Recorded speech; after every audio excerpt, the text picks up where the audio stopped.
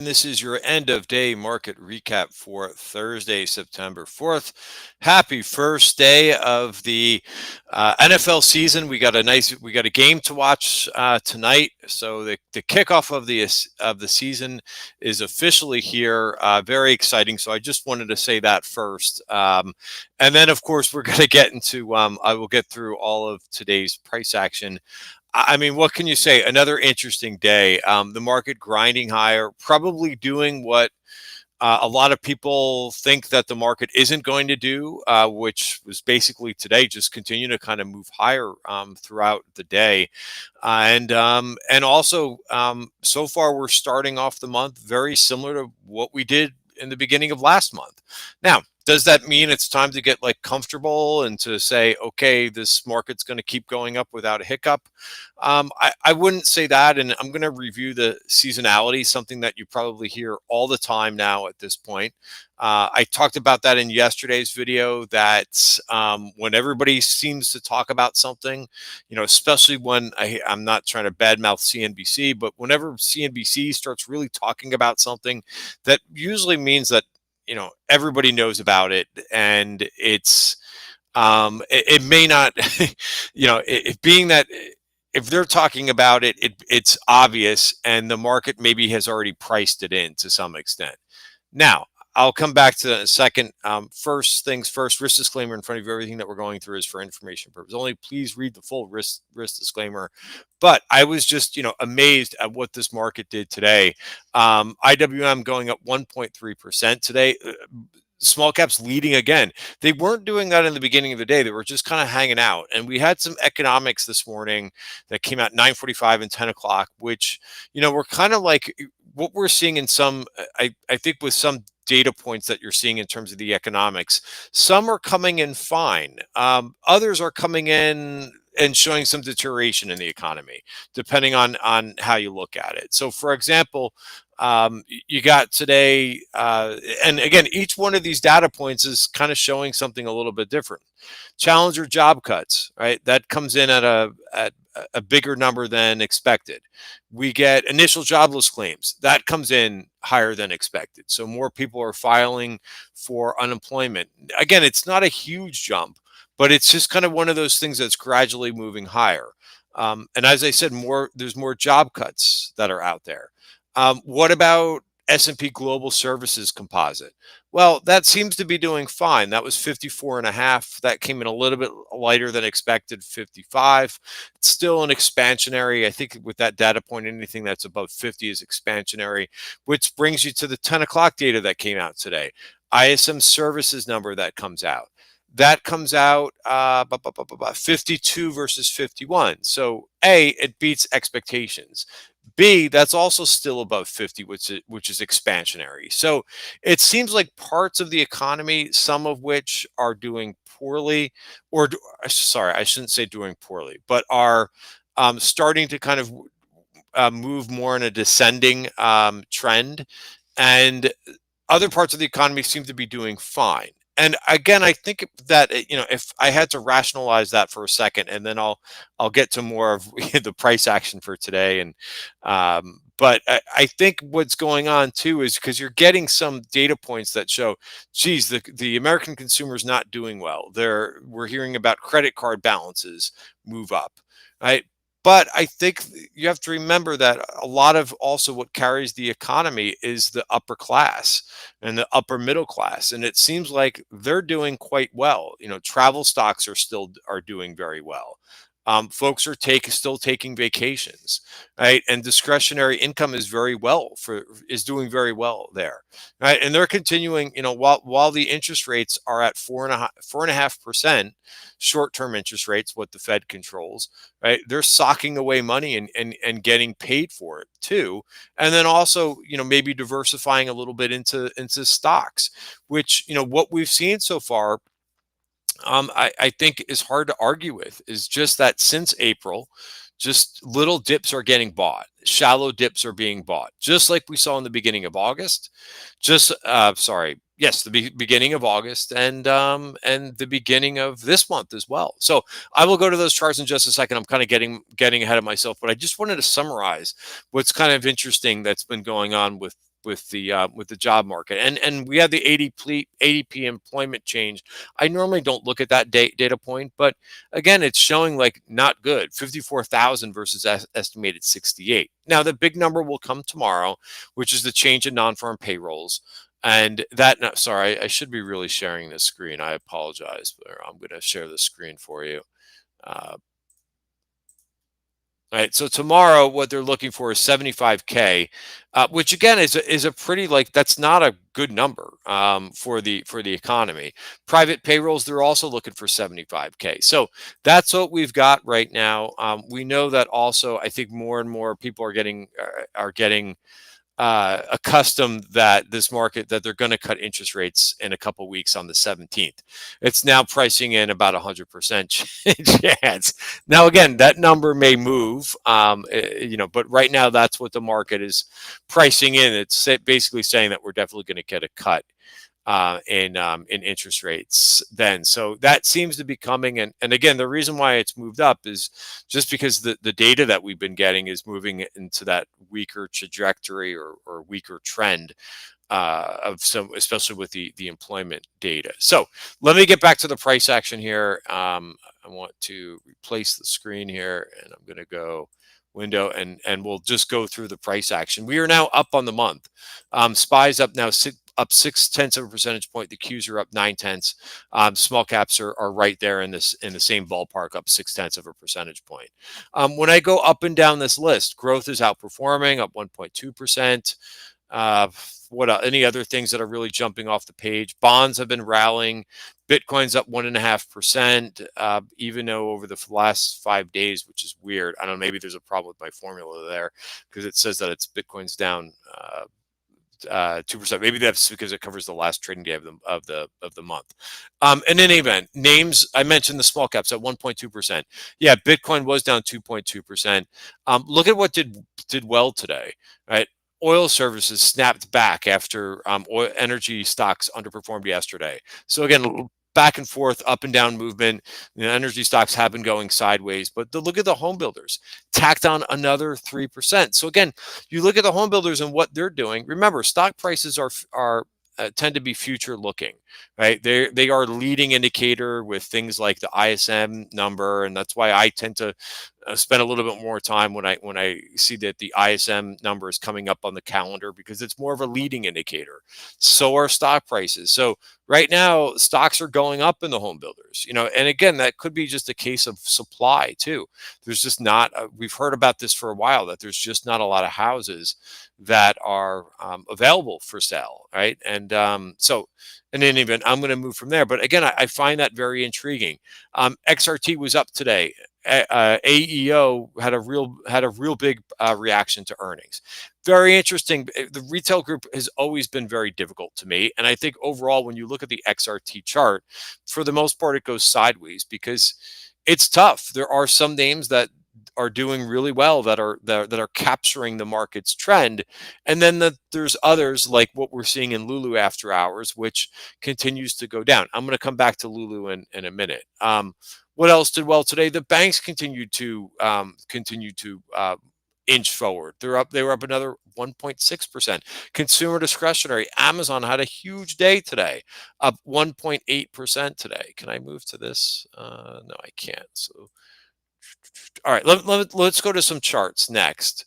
As well as, there's a lot of different concepts that I want to go over in today's video. I'm not sure which one to go over first. Let's go to what I have on my screen next, which is just talking about what the Mag 7 names did today, and and what Netflix did today. So I put a whole thing together, and this is on my Substack note. You can find this. You could see this scrolling on the bottom of your screen, ttgtrading.substack.com. Sign up to, and you could get these notes for free. The midday note I really spend a lot of time on, so it's as most comprehensive as possible for you. Where you can get you could basically go through in a minute or in a couple minutes. If you want to spend a little bit longer than that, you can do it, but you're going to get a good sense of what's going on in the market. You could get all that for free, right? Now, if you want to sign up and gets what my new trade ideas are, and kind of like, as I call it, the pulse of the market, I'm always trying to provide ideas that I think are either things that are working well, or if we're seeing a lot of rotation in the market, I'm going to show you some things that I think are interesting in terms of rotations. So that's $20, but you could read through this Netflix chart, and it's kind of like one of the first things that I want to talk about, right? Is that I've heard there's always a lot of things that you're going to hear that, in my opinion, are false. It's one of the reasons why I do this video at the end of the day is because I always feel like there's so many false things, false narratives that are given out in the market, and sometimes they become popular, right? One of the things that I've heard is, oh my God, like liquid leaders, right? You've got to be in liquid leaders, right? And it's very difficult to define, I guess, what a liquid leader is, right? A lot of people come to the fact that there's a lot of stocks that made their bottom, right? Like, for example, like a Palantir. I heard about Palantir a lot being a liquid leader, right? And it bottomed, in the beginning of April. Well, first of all, that's not a great narrative, because that's not the only stock that bottomed in the beginning of April. Most stocks bottomed in the beginning of April, right? Maybe, and some of them were in advance of the indices. Netflix was one of those names too. It just didn't get talked about as much as, let's say, Palantir, or as much as social media fell in love with it. That's fine. Palantir made huge gains, right? But I think there's a lot to tell you in this Netflix chart. Number one, as this name made its low, and it had a strong earnings report, it really skyrocketed it up. Right now, it went all the way up here and advanced. And again, this is a big cap stock, right? This went from basically $1,000, even if you didn't talk about where the bottom was, which was around 850. But let's say around 1,000. It went up 30%, 30% before it reported earnings again. Now, yes, that shows to me that's market leadership. That's a very strong trend. However, this happens. Stocks get ahead of themselves a bit, right? And they get a little bit short-term exhausted to the upside, just like Netflix did. And they had it when they had their earnings report. There was really nothing bad about the earnings report. It did very well. The numbers were very good. But notice what happened. It sank on the earnings report, and it broke its 50-day moving average, right? Now, I see people saying about that now. Oh, well, if Palantir or Broadcom, not Broadcom, Oracle broke its 50-day moving average. Oh my God, that's not good. Yes, it's not good for that stock, and it's something that you want to pay attention to if more and more stocks are breaking down. But look at what Netflix did when it broke its 50-day moving average. Did the market sell off? No, because there's a lot of strength in this market. Money just got rotated and profit taking, out of, you could see the volume here. Right? There's profit taking in Netflix. This is what happens in a bull market. People take profits in things that go up, right? Then they go sideways for a little bit. And then they sometimes come back like this. Sometimes they need to go sideways, sometimes for 6 months before they come back. So the point of it is, there's an old from the original Wall Street movie, right? Bud Fox uses a line that is said to him in the beginning of the movie by Gordon Gekko, and he says, "Don't get what's the line? Don't get emotional about stocks, right? It's not something to do. Understand that they're going to move this way, right? If they get way ahead of themselves, then they become a little bit stagnant." Right. And I think that's what you're seeing in a lot of stocks. But you have to be patient, take note. And Netflix looks good to me. And I also think too, if we look at some of these names, right, I'm just going to bring up what this group of stocks did today. Sorry, as I go back and forth, but all of the Max 7 names or I call them Grade 8, were up today, right? And if the economy is going to be slowing down some segments, right, then probably these names, many of them having a lot of cash, right, and strong but not like super high growth, are probably going to be loved again. And that's how this group has been going. It's when they sell off, when there's a dip, even Apple. Right, people got down on Apple, including myself. Right, but people come back to them, and the dips continue to get bought of them, depending on what the conditions are and what's going on with the market. So let me come back here. I'm going to replace this, and I'm going to go back to the charts.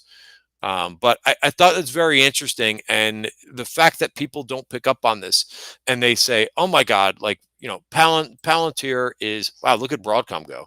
Um, Market couldn't figure out what to do with Broadcom, but bring up the daily chart. And by the way, it's just like right out the 50-day moving average. But if this breaks down, it doesn't mean like that's it for growth stocks, right? It could just mean that other areas are going to get rotated into. And again, look at where the stock has come from.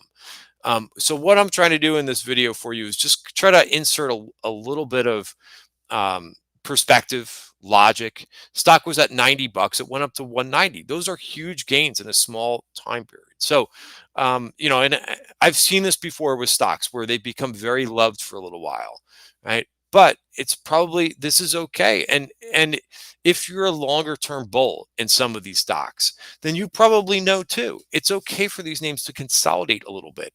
I don't think the overall trend is over with, but you know, the advance has just got a little bit extreme and a little bit ahead of itself.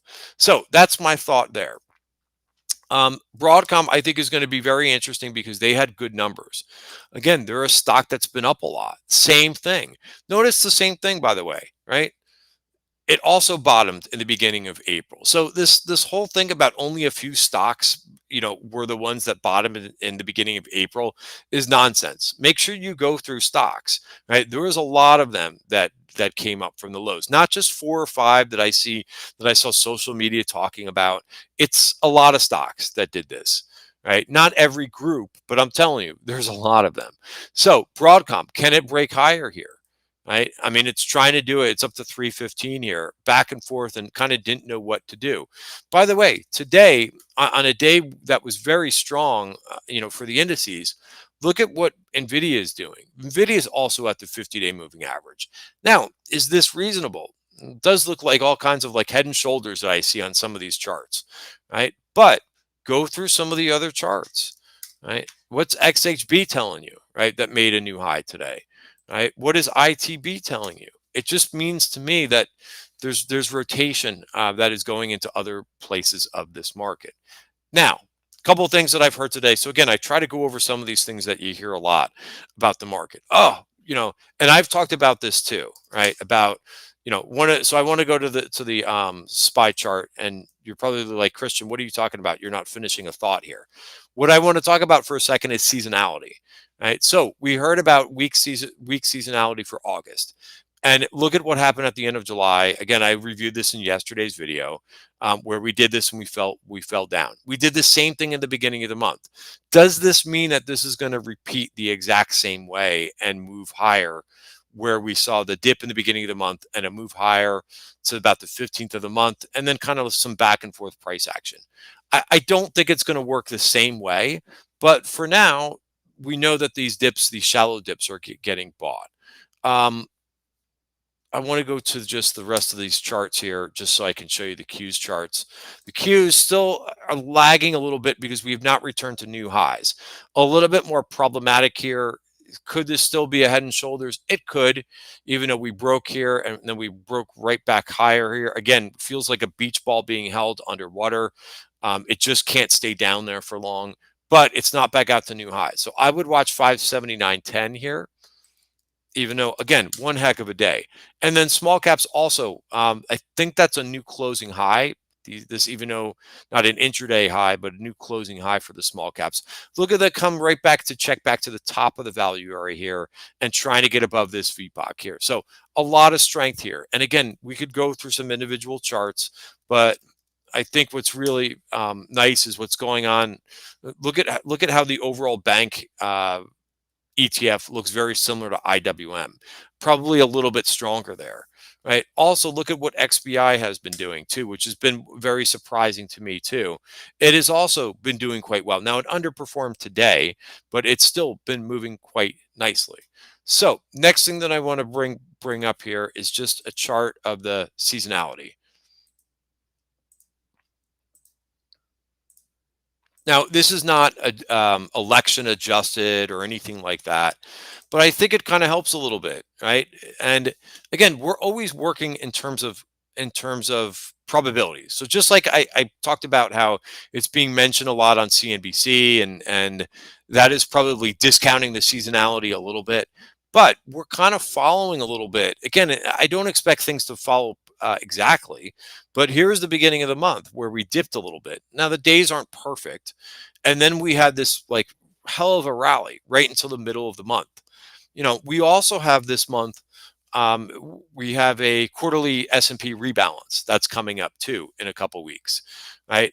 That's going to coincide with that Fed meeting. And what I said, I think in one of my videos last week, is that what I could see happening is us rally like buy the rumor and then sell the news once that Fed meeting happens and they cut interest rates. So I would be mindful of that, because right now, as much as I think a lot of folks want to say, oh, geez, everybody's saying that the market's supposed to go down in September, and it's actually, we're now positive for the month. I would keep this chart up and see if this plays out. Now, again, we're always operating in an uncertain world with the market, right? A lot of uncertainty out there. But this is something that we kind of know in advance, that where the weakest parts of the year are. Is that something that I want to fade? Probably not. I probably want to use those numbers to my advantage, right? And as I said in yesterday's video too, make adjustments, right? I'm keeping a pretty short leash with trades, right? I'm trying my best not to do with this tape is to chase, right? And to try to take positions that are kind of a bit lower risk, or meaning that the stop price isn't that far down. So I'll go through some of these trades with you, or ideas. So let me go back to this chart, and we'll go back to some names that we'll get into this portion of the video now, where I want to review some trades. Just get to the right place. AFRM. I think this is a good name to kind of go over, because I think that if you think that's, it's kind of, to me, like a recessionary stock. If people are using buy now, pay later, this stock may do well. Notice what happened on earnings, right? Big candle up here, don't chase. Wait till it kind of comes back and settles in. Notice what it did. Now, it didn't fill the earnings gap completely, but it came back and kind of retested the breakout zone and is moving higher again. To me, that's a pretty good looking setup. Another name that I talked about in yesterday's video was BE. I talked about how there's a lot of call buying going on in this one. I got this to work. I did take a profit target in BE. Very nice. Again, looking for something a little bit unusual that could see some rotation into. This is a China solar name that I got long earlier in the week. Now, it was mentioned, I got lucky a little bit today, because I think the CEO was on Bloomberg and gave an interview saying that things are improving there. So nice move up, and I was able to take a little bit more profits into that one. SoFi, nice bullish engulfing candle. Another name that's in an uptrend. Right. Again, I'm going to say uptrend a couple times here, because I want to talk about Lulu in just a second. eBay, right? Another name too. Wait for it on the way down. Comes in, back checks to the earnings gap. To the earnings gap, holds the gap and begins to run higher. I got long this name today. I will have to be mindful of this 92.67 and whether price gets rejected there, but I think that looks pretty good. IBM, right? Another name I haven't really been a fan of, because I try to stick to names that had strong earnings. However, you're hearing about like their quantum chip and partnering with people. Okay, let's keep the trade as simple as possible. And let's go long versus the 200-day moving average. If it breaks back above, or breaks back inside the value area for the month, I'll be out of that name, right? So understanding the trend here. A few other names to go through. CRDO, impressive, right? Even though this is a very high growth name, very good growth rate, but they don't make a lot of money. They made the last quarter, their revenues were 223 million. So this is a tiny company, right? And the PE it's a very high high growth multiple. Sorry, I can't speak, but I'll get it out here. The PE ratio. Again, I don't trade PE ratios, but I do take note of valuations. It's got about a 200 PE. I think the estimated PE for next year is like 64, but expensive. Again, the company doesn't make that much money comparatively to like Broadcom, which we were just going over. Um, I mentioned the home builders, right? Look at the move in Rocket Mortgage, which we put on our watch list. Nice move here. So again, this could just be a point A to point B trade. Considering that we're in a weaker seasonal month, right? That's a very nice trade in itself. I got a lot of questions about open open door technologies, right? This was a great place, in my opinion, to take profits. We wanted to add, and I put this on Twitter. I said this would be a great place to add back if you took profits back here. 550 declined about 15% and has revved back up, broke through the value area, now back above VPOC. If it could stay above 543, right, next target up I see is 707. Right, that would be your next upsize target. ALABs, right? This is another social media favorite, right? Still holding above the 50-day moving average. Watch to see if it could break above 189-ish. And I think that was a nice day for this one. But just keep in mind, some of these names just kind of moving back and forth. Like TEM, you have to be careful. If you chase this candle, right, move back in here. And a little bit lower today. So these names are just better to be buying at this point and how much they've gone up year to date. You want to be, in my opinion, buying these things on some dips and not chasing strength. So the next one I was going to show, which I forgot which one it was, First Solar. I got long a little bit of this one. Got to be careful, that with some of these solar names, but I got long even though it broke value yesterday, and that was the signal. It came in, it was down and almost retraced that whole candle today, right? That was my place to get involved. All right. And I did sell out of a couple names today too. Just making sure that, I'm balanced, in terms of where I want to be. Remember, this month for me is, and again, could be different strategy for you, but it's hitting singles, right? And it's not shooting for home runs. My goal coming into this month, just like with every trade, before you pull the trigger and go long a name or go short a name, you should have your stop price defined and where you think the stock could potentially go, whether it's a point A to point B type trade or it's a trend type trade. It's the same thing with getting into this month, right? I did a P&L video in the beginning of this month talking about what I'm looking for, what my goals are, right, for this month, and that's to outperform the market. So far so good. It's just the beginning of the month and the third trading day, but so far so good. I'm sure I'm going to run into some obstacles as we go along, but right now I'm following my trading plan and executing. One other thing that I wanted to discuss with you guys, because I think it's a really good topic, and again, I try to do some education in these videos. Lulu, right? I just want to make sure that everyone understands this, right? Or should understand trends a little bit. There's a great book to read if you're not familiar with trends, right? I have it right behind me. All these books behind me, these are some of my favorites, right? But this one, Trend Following, is a great one to read. It's by Michael Covell. He's got a great number of books to read. You could also read The Turtle Traders, which is I know summer is ending, but it's a great summer book. It's very easy to trade. Great book to read while you're by the pool or by the beach or wherever you are. Very easy reading. And it just talks about understanding trends. I learned about trends in the 200-day moving average when I traded back in 2008, 2009 institutionally, and I saw things break down and keep going lower. We had more of a sustained downturn. Now, I'm not saying we're not in that environment right now, but it's good to understand what happens below the 200-day moving average when something changes, right? It's usually not very good. And that's why I just don't go after most names that are in downtrends, right? Unless they at least start to base, right, and then begin to push higher. And that's usually the case for a lot of different things, right? And another great book to read, and he talks about the different stages, is Stan Weinstein's trades. And you can learn about stage 1, stage 2, stage 3, stage 4, and avoiding stocks that are stage 4 declines, right? Look at Lulu. Right now, everybody's probably familiar with this company. I've had a lot of people, and I've seen it on social media, that are out buying the dip in this name.